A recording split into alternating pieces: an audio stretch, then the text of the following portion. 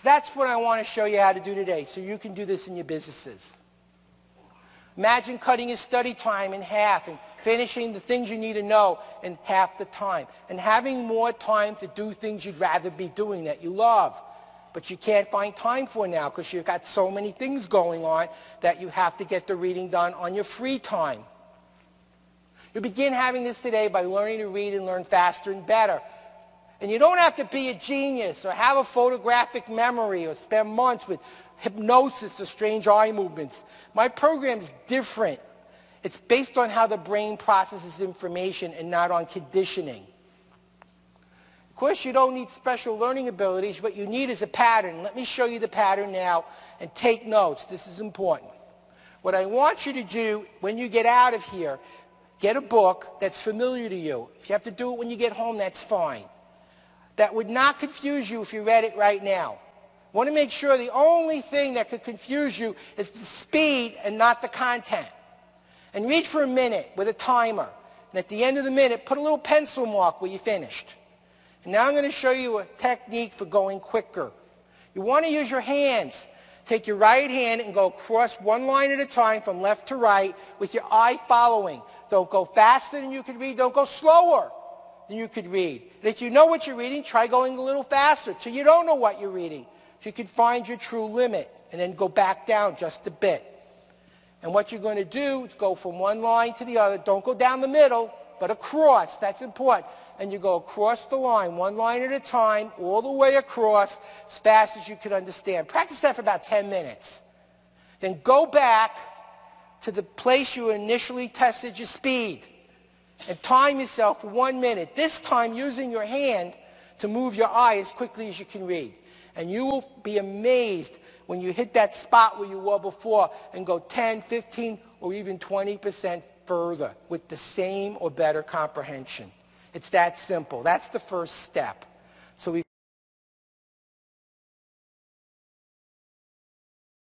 covered how to read faster right away. Now we got to go into things that matter. What about comprehension? Who cares how fast you read? Remember Woody Allen? If you don't remember anything, it's not helping. The technique for comprehension comes from schema. It's a big word because when you're in college, they like to use words nobody understands. All it means is what you know already. It's what's in your mind. I'm going to show you how schema works. This is a passage with no schema. Should be easy, but watch how confusing it is. It's an easy thing to do. Many people are able to do this at an early age, but be careful not to rush or you might have a serious problem.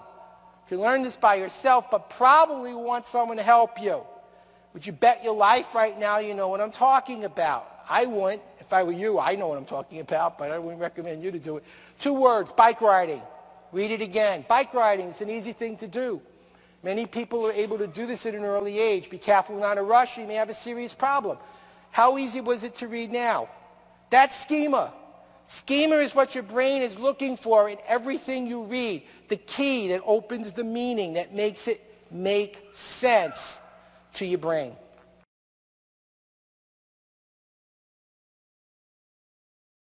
Here's the most important skill of all, emotional intelligence. Now, if you get nervous taking a test, what does it do to your performance? If your kid's taking an SAT and says, I'm bored, I want to go home now, and just fills it out, they're bored. So it's costing you $150,000 more because they were bored. They couldn't work for another hour.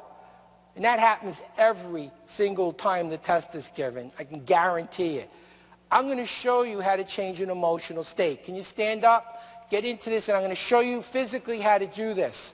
Now, we know the left side of the brain controls what part of the body? And the right controls? So take your left hand and touch your right shoulder, and your right hand and touch your left alternately. And it's not just the Macarena without music. It's a brain massage. Does it feel good? Now, do the same thing to your opposite knee. And it requires more thinking. Both sides of your brain are engaging now. Throw your right arm up in the air, make a fist, thumb inside. I feel great. I feel great. Yes. Yes. We're going to do 3 sets of these, and when we're done, I'll show you how this can change your state and give you unlimited energy when you need it at a meeting or taking an exam, a certification, or in traffic. We'll start with the left to right shoulder taps. 1, 2, 3, 4, 5, 6, 7, 8. How do you feel? I feel great. Yes. Let's do it. That was a little anemic. You really want to sound like you feel great. Let's try a little faster now. Watch. Ready? 1, 2, 3, 4, 5, 6, 7, 8. Knees. 1, 2, 3, 4, 5, 6, 7, 8. How do you feel? I feel great. Yes. Let's sprint it. Ready? 1, 2, 3, 4, 5, 6, 7, 8. 1, 2, 3, 4, 5, 6, 7, 8. How do you feel? I feel great. Yes. Give yourselves a hand. Feel great. Sit down, and now I'll show you what you learned. You know what happens when you do this 3 times? Nothing. Remember Pavlov? He rang a bell, he fed a dog. He rang a bell, he fed a dog. He rang a bell, and the dog drooled. You don't want to drool. You would like to feel more energy when you need it. Now, you don't want to be in the middle of an important meeting with a prestigious client and start tapping your shoulders. It's not a recommended exercise. But if you did this 3 times a day for a few months, each time you squeezed your thumb, you had just gone quicker and quicker. You stimulated one and then the other side, both at the same time. Your energy went up, and you said, I feel great, yes, and you do. Eventually, when you're sitting in the meeting and you need that burst, instantly, you go, I feel great, yes, to yourself. Squeeze your thumb, and what do you think you'd feel? That's your bell. That becomes your trigger, and you can change your state. Teach that to your kids, so you don't have to pay that extra $150,000 of tuition. Emotional intelligence, critical. I was a lifeguard. I actually taught life-saving for 18 years. I was a Red Cross volunteer. I've saved 16 people. I taught about 6,000 people to swim and about 600 lifeguards. I was swimming in a pool where I was a member. I wasn't the lifeguard. I was doing about a mile and a half, swimming laps, and there was a drowning in the other pool, the kid pool. So all the lifeguards left because it's a drowning. That's what you're supposed to do. I'm not working there, and I'm not supposed to interfere because it's not my pool. I'm doing my lap, and I noticed an old person floating face down. And when I flipped and came back, he's in the same spot. That's not good usually. There's only one person in the pool besides me. This old guy floating, and it's a 16-year-old lifeguard doesn't notice. He's floating 5 minutes face down. It's not a whole lot of people here. So I swim over, and I say, sir, are you all right? Nothing. Shook him. Nothing. Turned him over. He was dead. He had a heart attack in the pool. Now I'm no longer there to swim laps. I'm the lifeguard. I put on my lifeguard hat. I scream to the kid, we got to get this guy out and do CPR right now. The kid comes in. He's shaking like a leaf. We pull him out of the pool. We put him on the side. I'm doing the compressions. You're doing the breathing. You know why? 99% of the time when they've drowned, they'll vomit when you do the mouth-to-mouth. And I'm not getting paid for this. I'll save his life, but I'm not swapping puke. That's a little over the top. We got him back. His heart started to beat. Thank you. I can't tell you. I was in my 30s. This is 30 years ago, and I still remember it. It was one of the high points of my life. I can't tell you what it feels like to save a life and bring someone who's dead back to life. It's an amazing feeling. But had I panicked, what do I do now? He's dead. How many compressions? How many breaths? There's no time to look at the book. You have to be on autopilot, and you need that in your business. So many businesses fail not because people don't know what to do.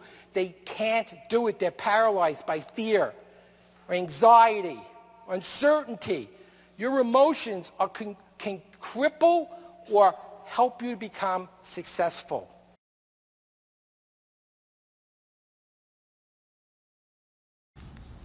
Memory. This is a biggie for a lot of us. How do we remember all the information when there is so much to remember? Faces, numbers, license plates.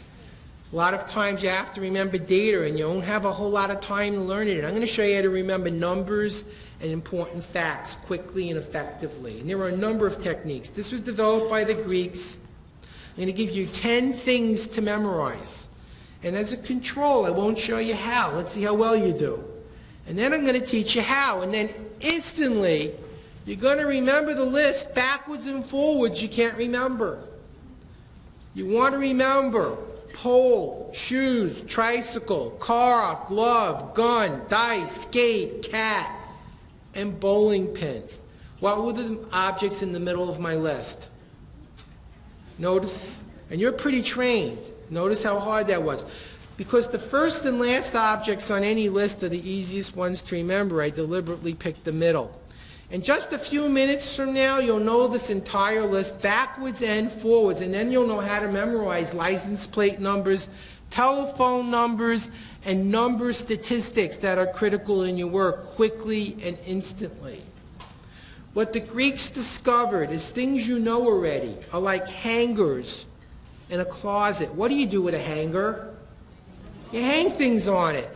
Instead of trying to learn things from scratch, we take the information we already know and link it to something we need to know. Can you count to 10? I'm going to say yes. So that means those numbers are in your brain already, available as a hanger. I'm going to show you how to use them. Number 1. Does the number 1 look like a pole? So what's 1 going to be? A pole. Let's do this together. 1, 2. How many shoes do you wear? What's 2? What's 1? 3. Tricycle. How many wheels are on a tricycle? What's 3? What's 2? What's 1? 4. Car. How many tires are on a car? What's 4? What's 2? What's 1? What's 3? Notice it's associating, not memory. 5. Glove. How many fingers are in a glove? What's 5? What's 3?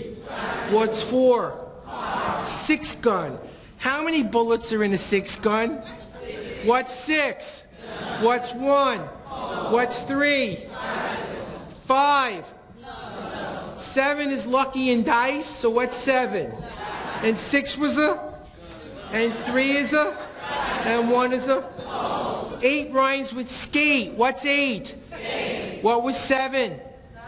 And 1? And 3? 9. Cat. How many lives does a cat have? What's 9? What does 8 rhyme with? And 7 is? And 6? And 5? And 4? And 3? And 2? And 1. Good. 10. How many bowling pins are in a bowling lane? What's 10? Let's do the list. 1, 2, 3, 4, 5, 6, 7, 8, 9, and 10. And how does it make you feel? Great. And when you feel great, do that, because it actually enhances the power of the stimulus to make you feel good. If it's a sincere thing, a little funny story on sincerity. About 10 years ago, I was on the TV show Joe Franklin. So those of you in New York would be familiar with it. It's the longest running show in the history of television. Let's put it this way. I was on the show in my late 40s. I saw Joe before I went to kindergarten on TV. He was on TV in 1948, 1949. And it was his last 3 weeks on TV. So I said, Joel, tell me your secret. How did you do it? How did you get the longest running show in the history of television? He looked at me and he said, sincerity. And when you can fake that, you can do anything. I also think if it's real, it's even better. But it was an interesting answer. Now I'm going to show you how to use what I taught you to remember numbers. This is useful for your students as well. Everything I'm teaching you, share this with your kids. It's important. They need this help. No one teaches learning in school and then they get chastised for not learning. Well, duh. You didn't teach them. What did you expect? Magic? They should just open up a book and know it. Because that's what we all thought learning was. You look at a book and you take notes. Well, that doesn't work unless you actually know what to take and what to look for and how to remember it, how to apply it. And here's how to use it for numbers. Pi, the value of pi, not something you eat, not pecan pie, but 314, the value of pi. You teach that in school, you know what happens 10 minutes later? No one knows the value of pi. They know the statistics of every baseball, basketball, and hockey and football player in history, but the value of pi, that's impossible. How can anyone learn something that difficult? Well, it's 314, tricycle, pole, car. So I make a movie. Tricycle hits a pole on a car. Let's play the movie and find the value of pi. Tricycle hits a pole on a car. That could be the digits on a license plate. Tricycle, pole, car. And now you can remember it easily as a series of pictures rather than as a single number. There's one more trick you can use to learn digits. 314 can also be March 14th. And you can learn up to 8 digits by having 2 for the month, 2 for the day, and 4 for the year. And so what if it's a month that doesn't exist, the 15th month, 1-5? It's okay. Maybe it's a different culture. They have 15 months in the year. And you can use that then to lock in the important numbers that you have to remember very quickly in a very short amount of time.